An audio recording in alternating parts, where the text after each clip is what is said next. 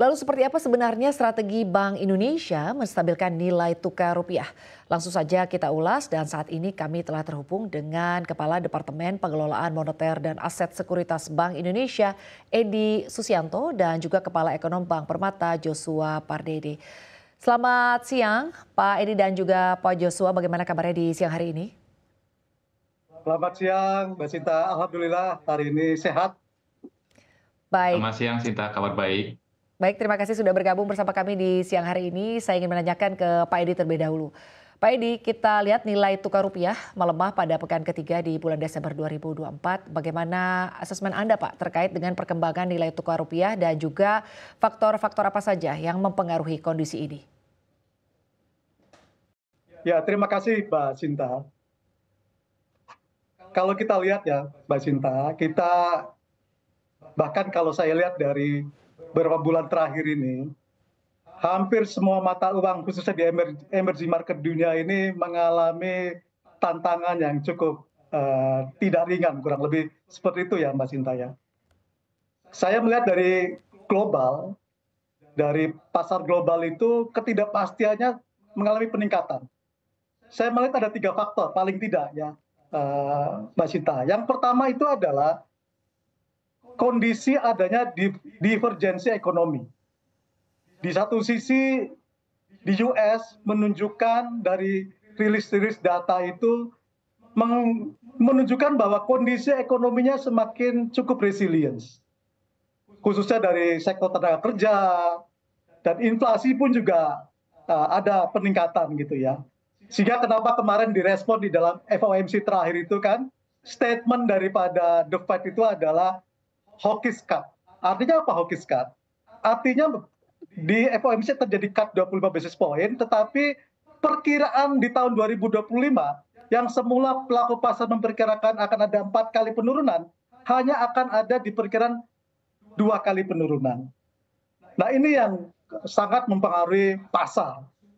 Yang kedua adalah dengan adanya Trump 2.0, ya khususnya bagaimana kemungkinan langkah-langkah pengenaan tarif dan juga terhadap defisit fiskal, ini pun juga menyebabkan faktor-faktor yang mempengaruhi pergerakan nilai tukar dunia.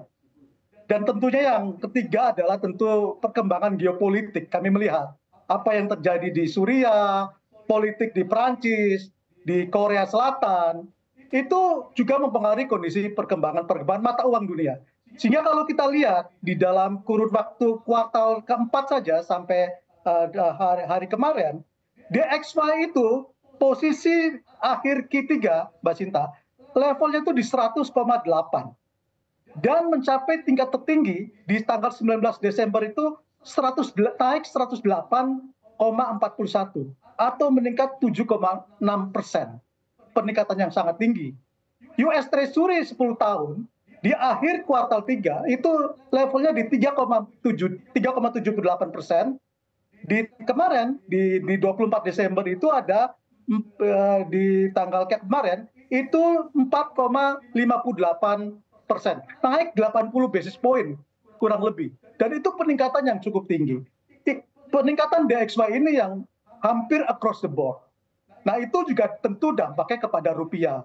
Ditambah di faktor domestik belakangan ini Mbak Sinta, ada dengan kondisi global yang seperti saya sampaikan tadi, ada semacam proses adjustment yang dilakukan oleh portfolio asing, khususnya di saham. Kami melihat di dalam Q2 date, saham itu sudah net outflows-nya aja kurang lebih ekuivalen dalam rupiah itu, data kami kurang lebih ada 36 triliun. Itu yang juga faktor ya di domestiknya. Dan kemudian siklus akhir tahun, Mbak Sinta, siklus akhir tahun ini muncul peningkatan di dalam genuine demand terhadap dolar khususnya. Baik untuk repatriasi dividen maupun juga pembayaran kewajiban dalam valuta asing lainnya khususnya US dollar. Jadi kita memang menghadapi suatu tantangan yang dari global tadi sudah saya sampaikan, dari domestik pun juga kebetulan memang menjelang semakin ke akhir tahun ada demand yang meningkat. Demikian Mbak Sinta. Baik Pak Edi, lalu Bagaimana Pak kinerja nilai tukar rupiah jika dibandingkan dengan negara-negara emerging market lainnya Pak saat ini?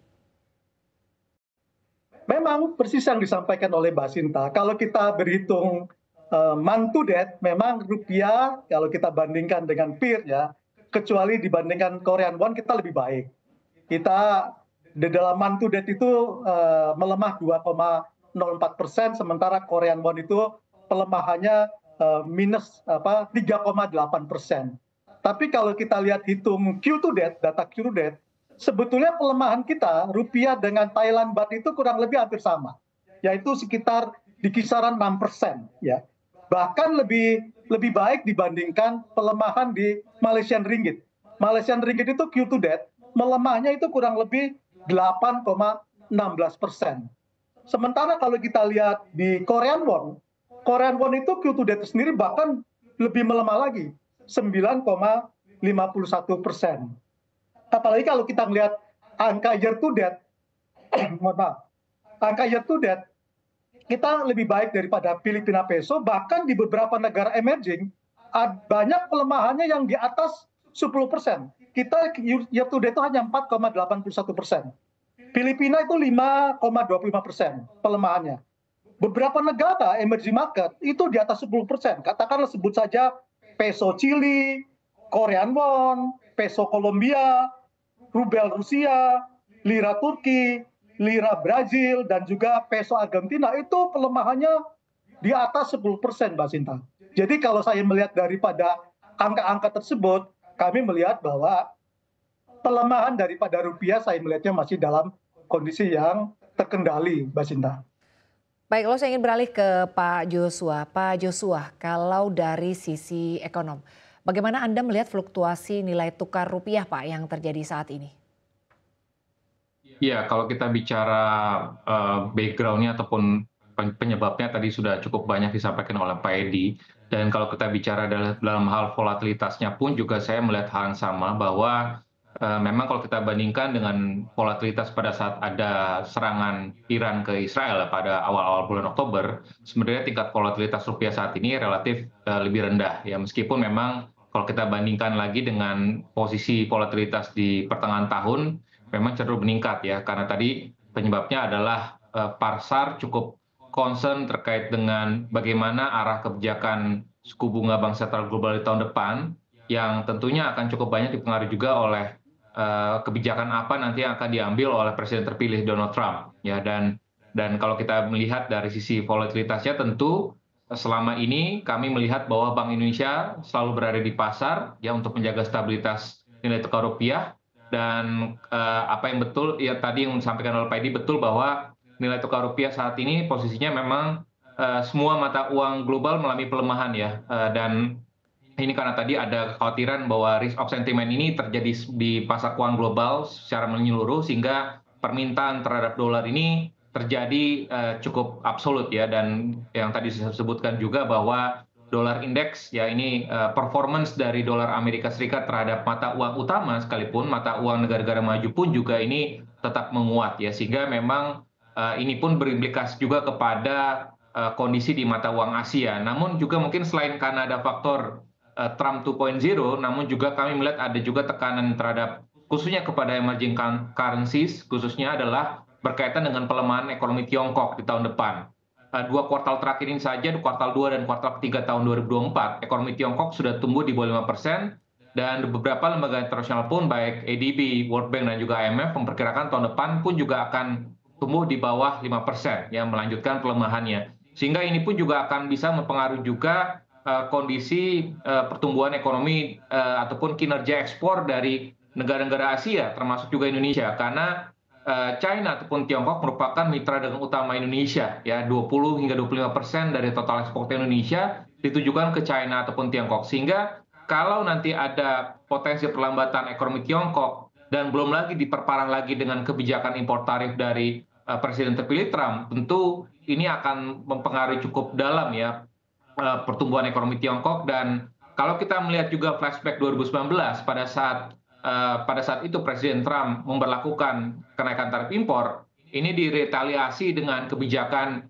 devaluasi nilai tukar yuan oleh Bank Sentral China ataupun PBOC. Sehingga hal itulah kembali lagi karena ada korelasi yang tinggi antara pertumbuhan ekonomi China dengan sebagian besar negara Asia karena tadi ketergantungan ekspornya, maka terdapat pula juga korelasi yang cukup tinggi pada saat nilai tukar yuan dengan mata uang Asia secara umum. Sehingga pada saat yuan China-nya melemah, ini pun juga akan berimplikasi kepada pelemahan sebagian besar mata uang negara-negara berkembang. Sehingga itu yang saya lihat bahwa kondisi saat ini yang terjadi adalah memang strong dollar ini saya pikir memang karena tadi ada faktor dari Trump dan juga pelemahan China dan juga kondisi geopolitik global yang masih diliputi dengan ketidakpastian. Baik, terima kasih Pak Joshua. Saya ingin kembali ke Pak Edi. Pak Edi, rapat Dewan Gubernur Bank Indonesia di minggu lalu kan mempertahankan BI rate ya Pak dengan fokus menjaga stabilitas. Nah, apa saja langkah-langkah Bank Indonesia untuk bisa menjaga stabilitas nilai tukar rupiah, Pak Edi? Silahkan. Ya, paling tidak kami melihat ada 5 langkah yang dilakukan oleh Bank Indonesia ya di dalam merespon apa yang sedang terjadi belakangan ini ya, Mbak Sinta ya. Yang pertama tadi Mbak Sinta menyampaikan bahwa kita mempertahankan policy rate kita di level 6%, itu juga bagian daripada respon Bank Indonesia tentunya dalam menyikapi kondisi yang terjadi. Yang kedua juga kami terus mengupayakan agar upaya-upaya untuk menarik capital inflows. Tentunya dengan memberikan daya tarik yang menarik terhadap instrumen khususnya di SRBI, baik di SPBI, di SUFBI untuk syariah, dan juga di TDDHE kami pun juga kami memberikan suatu daya tarik yang menarik gitu. Itu yang kedua. Yang ketiga juga tadi yang disampaikan oleh Pak Joshua bahwa kami sangat bold berada di pasar, Mbak Cinta. Kami bold masuk pasar untuk benar-benar menjaga market confidence, baik di pasar spot maupun juga di pasar di NDF. Nah, ini kami pastikan untuk supaya jangan sampai juga muncul interpretasi yang menimbulkan kepanikan-kepanikan. Yang keempat itu adalah kami memastikan bahwa likuiditas rupiah khususnya menjelang akhir tahun ini juga kami pastikan bahwa likuiditas rupiah juga cukup sesuai dengan kebutuhan. Dan yang terakhir Mbak Sinta adalah kami terus menjalin baik koordinasi dengan otoritas lainnya khususnya di otoritas fiskal dan juga komunikasi kami dengan pelaku pasar untuk memberikan menenangkan. Jangan sampai juga menimbulkan kepanikan bagi para importir dan juga kepanikan di eksportir dan juga termasuk pelaku perbankan tentunya. Ini yang 5 langkah paling tidak yang Bank Indonesia lakukan di dalam kita merespon perkembangan yang terjadi belakangan ini. Demikian, Mbak. Baik, terima kasih Pak Edi. Saya ingin kembali ke Pak Joshua. Pak Joshua, kalau dari sisi pengamat ekonomi, Pak, bagaimana Anda melihat atau bagaimana pandangan Anda, Pak, terkait dengan kebijakan Bank Indonesia dalam menjaga stabilitas nilai tukar, termasuk juga intervensi pasar, Pak, yang dilakukan? Ya, saya menilai bahwa keputusan Bank Indonesia untuk mempertahankan suku bunga BI rate di RDG bulan Desember ini tepat ya dengan mempertahankan suku bunganya di level 6% untuk menjaga stabilitas nilai tukar rupiah. Itu saya pikir satu catatan dari kami. Yang kedua adalah yang tadi kami sudah sampaikan juga bahwa Bank Indonesia terus berada di pasar dan terus mengoptimalkan operasi moneternya dan juga mengoptimalkan SRBI untuk memperkuat dan juga tadi SUFBI, SPBI sebagai instrumen moneter pro market ya, dan juga memperkuat juga struktur suku bunga instrumen moneter ya untuk menarik aliran modal portofolio asing ya ke dalam negeri. Dan juga tentunya memperkuat strategi transaksi term repo dan juga swap falas. Ya, ini saya pikir terus diupayakan oleh Bank Indonesia. Meskipun memang saya melihat bahwa kondisi saat ini, kondisi fundamental ekonomi kita ini relatif masih baik ya. Kalau kita melihat dari berbagai data yang ada, cadangan devisa kita yang masih berada di kisaran 150 billion per US dollar. Lalu juga posisi transaksi berjalan kita yang masih dalam level yang sehat ya. Kalau kita melihat ekspektasinya, kami bahwa tahun ini 2024 ekspektasi dari transaksi berjalan kita defisitnya masih di bawah 1% terhadap PDB. Tahun depan pun juga mungkin sedikit di atas 1% terhadap PDB, dan ini relatif masih jauh di bawah level normalnya sebelum pandemi. Ya, jadi kalau kita melihat level normal sebelum pandemi itu di kisaran 2,5% terhadap PDB. Lalu kita melihat juga dari sisi bagaimana dari sisi inflasi, pertumbuhan ekonomi, dari sisi internal balance-nya, secara umum sebagian besar indikator ekonomi Indonesia menunjukkan tanda-tanda yang baik ya. Jadi memang kami tetap melihat bahwa kondisi eksternal lah yang sentimen eksternal lah yang lebih mendominasi perkembangan dari nilai tukar dan juga pasar keuangan domestik saat ini. Dan mungkin terms yang harus kita gunakan adalah penguatan dolar ya, in terms daripada kita menggunakan pelemahan rupiah, karena yang terjadi adalah tadi sampaikan oleh Pak Edi bahwa rupiah bukan satu-satunya mata uang yang melemah, tapi seluruh mata uang dunia, mata uang negara maju pun juga melemah. Jadi artinya yang sebaiknya kita gunakan adalah yang lebih tepat adalah penguatan dolar terhadap mata uang global ya, karena karena tadi kalau kita melihat dari sisi fundamentalnya sebenarnya kondisinya cukup baik, dan kedepannya saya pikir selain tadi yang sudah dilakukan oleh Bank Indonesia dan dari sisi pemerintahnya pun juga ya, kalau kita melihat bagaimana upaya-upaya pemerintah juga untuk bisa mendorong FDI ya, FDI, karena tentunya FDI ini pun juga dia di satu sisi bisa mendorong ketersediaan supply falas ya, khususnya dolar di dalam negeri, sehingga nilai tukar rupiah kita pun juga akan jauh lebih sustain ya, dan juga dari sisi cadef kita diharapkan juga akan bisa diperkuat ya di dalam level yang sehat saat ini, sehingga itu terus memberikan confidence level ya kepada para investor asing khususnya, sehingga untuk membatasi terjadinya capital outflow ke depannya, khususnya di tengah di dalam pemerintahan baru nanti dari Amerika Serikat, lalu juga nanti respon dari pemerintah China sendiri merespon kebijakan yang nanti diambil oleh Amerika. Tentunya tahun depan merupakan tahun yang tidak mudah, namun kami melihat kembali lagi fundamental ekonomi kita baik, sehingga harapannya kondisi rupiah saat ini bersifat temporary, dan juga tentunya confidence level dari investor pun juga diperkirakan akan kembali pulih. Baik Pak Joshua, lalu terkait dengan proyeksi pergerakan rupiah Pak, atau terkait dengan nilai tukar rupiah ke depannya akan seperti apa, dan sebetulnya faktor-faktor apa saja yang perlu diwaspadai? Iya, jadi kalau kita melihat dari sisi globalnya, ini saya pikir lebih mendominasi tadi ya. Karena kalau dari sisi domestiknya, current account, lalu juga cadangan devisa, balance of payment kita ini masih dalam level yang cukup baik. Jadi dalam jangka pendek ini tentunya yang akan dicermati oleh pelaku pasar adalah tentunya nanti pada saat bulan Januari mendatang adalah apa yang akan dilakukan oleh Presiden terpilih Trump. Yaitu yang pertama tentunya apakah apakah nanti kebijakan tarif impor yang akan diberlakukan kepada seluruh produk ataupun khususnya kepada produk China ini setinggi yang diperkirakan pasar sebelumnya. Dan selain itu pun juga tentunya bagaimana nanti respon dari pemerintah China dalam hal ini merespon kebijakan dari impor tarif tersebut. Dan tentunya yang ketiga adalah bagaimana juga respon pemerintah China untuk mendorong stabilitas ataupun pemulihan ekonomi Tiongkok sendiri ya, harapannya, karena ini tentunya bisa memberikan dampak sentimen positif ya kepada mata uang Asia. Dan terakhir adalah seberapa besar nanti perkembangan dari geopolitik di Timur Tengah dan juga geopolitik secara global.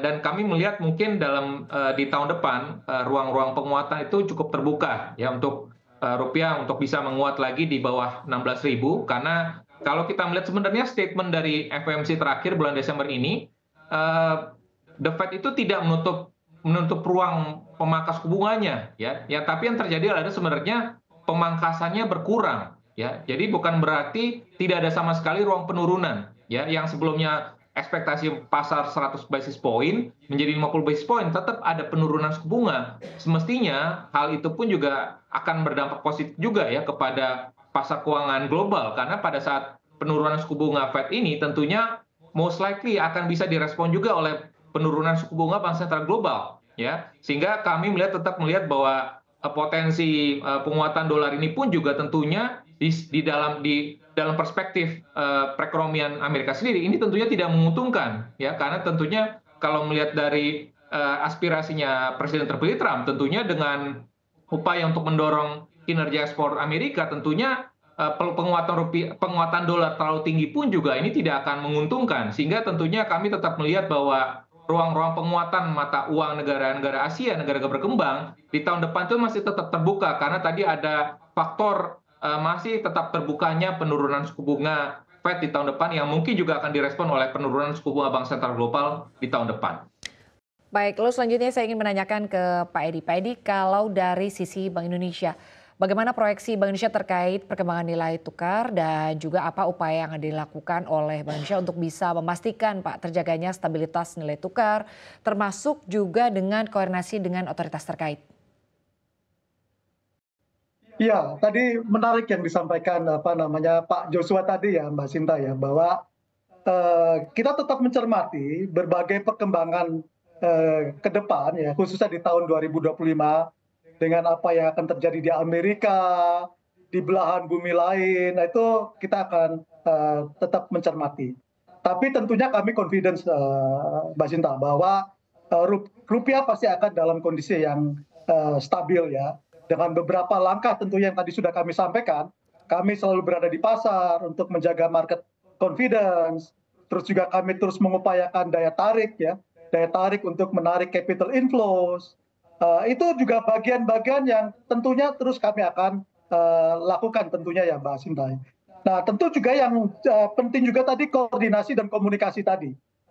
Koordinasi dengan otoritas lain itu menjadi sangat penting dan kami melihat bahwa koordinasi kami dengan khususnya di otoritas fiskal sangat baik, sangat sejalan gitu ya, langkah-langkahnya sudah kami sinergikan gitu ya, itu dengan otoritas lainnya. Dengan pelaku pasar tadi pun juga kami terus berkomunikasi, Mbak Sinta ya. Tadi supaya jangan sampai ada persepsi-persepsi yang salah, yang menimbulkan kepanikan. Kami jaga terus ini komunikasi dengan pelaku pasar baik eksportir, importir maupun juga dari perbankan. Nah, satu hal yang ingin kami sampaikan juga Mbak Sinta ya bahwa kami di Bank Indonesia ini selalu melakukan assessment dengan perkembangan-perkembangan terakhir di setiap RDG bulanan kami. Dan kami selalu menyiapkan 3 skenario, Mbak Sinta. Baik skenario baseline, skenario potential risk, dan bahkan yang terburuk sekalipun skenario tail risk, kami sudah siapkan langkah-langkah apa yang harus kami lakukan dalam kondisi ketiga skenario tersebut. Ini semuanya dalam rangka untuk agar market confidence itu tetap terjaga, karena itu penting untuk menjaga stabilitas daripada nilai tukar rupiah kita. Insya Allah kami confidence, bagaimana tadi disampaikan Pak Joshua bahwa rupiah ke depan ruang penguatannya masih sangat terbuka. Mbak Sinta. Demikian Mbak Sinta. Baik, terima kasih Pak Edi Susianto, Kepala Departemen Pengelolaan Moneter dan Aset Sekuritas Bank Indonesia, dan Pak Joshua Pardede, Kepala Ekonom Bank Permata atas diskusi dan juga di insight-nya di siang hari ini. Dan demikianlah akhir dari segmen Central Banking. Kini kita kembali ke Power Lunch.